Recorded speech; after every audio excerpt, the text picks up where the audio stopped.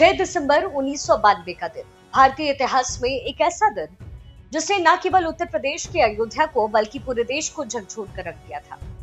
इस दिन हिंदू कार सेवकों ने बाबरी मस्जिद को गिरा दिया, जिसकी लपटें उत्तर प्रदेश से लेकर पूरे देश में फैली और फिर कार सेवकों पर गोली चली। बाबरी मस्जिद के गिरने के बाद पूरे देश में दंगे भड़के और सैकड़ों लोगों को अपनी जान गंवानी पड़ी। इस घटना को बीते 30 साल से ज्यादा का समय हो गया, लेकिन आज भी 6 दिसंबर का असर भारतीय समाज और राजनीति में दिखता है।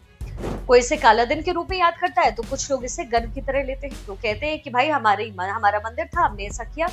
देश की राजनीति से लेकर के सामाजिक ताने बाने तक कई बदलाव हुए, जिसका असर आज तक महसूस भी हुआ। इस घटना में देश की राजनीति और सामाजिक ताना बाना ही नहीं बल्कि कई कार सेवकों की जिंदगी भी पूरी तरीके से बदली। कुछ लोग मारे गए। ऐसे ही कार सेवक में बलबीर सिंह, योगेंद्र पाल और शिव प्रसाद शामिल है, जिनकी जिंदगी 6 दिसंबर 1992 के बाद पूरी तरीके से बदल गई, ऐसा उन्होंने कहा है। अब चौंकाने वाली बात जो है सामने आई। 6 दिसंबर को बाबरी पर चढ़कर उसे तोड़ने वाले कार सेवक बलबीर सिंह, योगेंद्र पाल और शिव प्रसाद ने बाद में इस्लाम धर्म अपना लिया। लेकिन क्यों और सच्चाई कितनी है इसमें? बलबीर सिंह ने अपनी इस घटना के बाद अपना नाम मोहम्मद आमिर रखा। योगेंद्र पाल भी इसी तरीके से इसी राह पर चला और उसने अपना नाम मोहम्मद उमर किया। तीसरे व्यक्ति मोहम्मद मुस्तफा, जो पहले शिव प्रसाद के नाम से जाने जाते थे। शिव प्रसाद अयोध्या में बाबरी विध्वंस के समय वो बजरंग दल के नेता थे और उन्होंने लगभग 4000 कार सेवकों को प्रशिक्षण दिया। बाबरी की घटना के बाद फैले दंगों ने शिव प्रसाद के मन को विचलित किया, ऐसा कहा गया, और वो डिप्रेशन में चले गए। कई मनोचिकित्सक और तांत्रिकों से उन्होंने उपचार का प्रयास किया, लेकिन वो विफल रहा। फिर उन्होंने 1999 में शारजाह में नौकरी के दौरान इस्लाम धर्म को अपनाया, लेकिन क्यों ये किसी को नहीं पता। इसमें सच्चाई कितनी पता नहीं। पहली कहानी बलबीर सिंह की है, जो बाद में मोहम्मद आमिर बना। मोहम्मद आमिर ने 2017 में मुंबई मिरर को दिए एक इंटरव्यू में ये कहा कि ये उसकी पैदाइश हरियाणा के पानीपत से छोटे गांव में। वो एक राजपूत परिवार के थे और उनके पिता दौलतराम एक स्कूल टीचर थे। वो एक सच्चे गांधीवादी थे और उन्होंने भारत के विभाजन का दर्द देखा था। विभाजन के वक्त समुदाय के बीच बढ़ती जो असुरक्षा थी, जो माहौल था, उसमें दौलतराम का उद्देश्य था कि वो अपने इलाके में मुसलमानों को सुरक्षित महसूस करा सके। उन्होंने जीवन भर मानवता के प्रति विश्वास को जीवित रखा, ऐसा उन्होंने अपने पिता के बारे में कहा। उन्होंने कहा कि वो चाहते थे कि उनके चारों बेटे, जिसमें बलबीर भी था, उसी दिशा में काम करें और सभी समुदाय के बीच शांति और सद्भावना बनी रहे।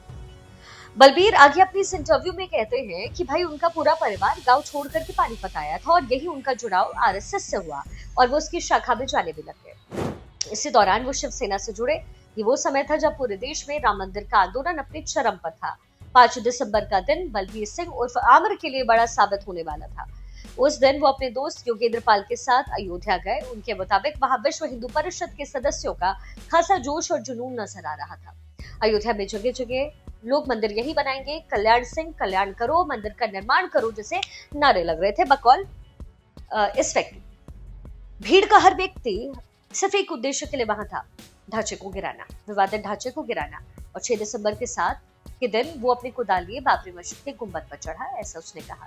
ये कहते हैं कि उस दिन हर व्यक्ति पर भीड़ का प्रभाव ऐसा था कि वहां पर व्यक्तिगत सोच और निर्णय पूरी तरीके से वो व्यक्ति भूल बैठे। उन्होंने कहा हम दोनों ने बाबरी आंदोलन में बढ़ चढ़कर हिस्सा लिया। आगे बताया कि उनका और योगेंद्र के पानीपत लौटने का उनका स्वागत किसी हीरो की तरह हुआ, लेकिन बलबीर के घर का माहौल बिल्कुल अलग था। बलबीर के पिता ने घटना के बाद यहाँ तक कह दिया कि वो घर में इसके साथ नहीं रह सकते।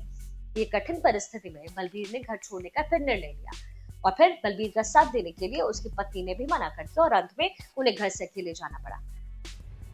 वहीं घर से अलग रहने के कुछ समय बाद बलबीर को ये पता चला कि उसका दोस्त योगेंद्र उमर बन गया है। ये जानकारी बलबीर के लिए किसी झटके से कम नहीं था। बलबीर योगेंद्र के साथ मिलकर के बाबरी मस्जिद पर कुदाल चलाया था। उसने दावा किया। योगेंद्र के धर्म परिवर्तन का कारण मानसिक पीड़ा थी, ये उन्होंने कहा, जो मस्जिद विध्वंस और फिर दंगों से हुई। कहते हैं उसने अपने किए पर पछतावा था। उसने खुद कहा है, खुद को पापी समझा, ये कहा।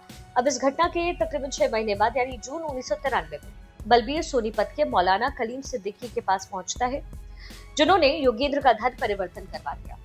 बलबीर ने मौलाना से अपनी गलती कबूल की और वचन दिया कि वो भविष्य में मस्जिदों के निर्माण में सहयोग देगा। मौलाना ने उसे मदरसे में समय बिताने की सलाह दी और कुछ महीने में बलबीर का नाम बदलकर मोहम्मद आमिर हो गया। बाद में आमिर की पत्नी ने भी इस्लाम धर्म अपनाया और फिर आमिर की जिंदगी में फिर भी बहुत सारे उतार चढ़ाव आए, लेकिन हर बार उसे धर्म के राह में आगे बढ़ने का हौसला मिला।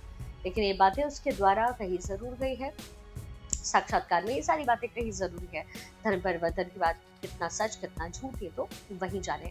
यानी धर्म परिवर्तन किसी दबाव में हुआ, क्या इसके पीछे कुछ वजह थी, या वाकई ये बलबीर जो कह रहा है ये वही उसकी वजह है।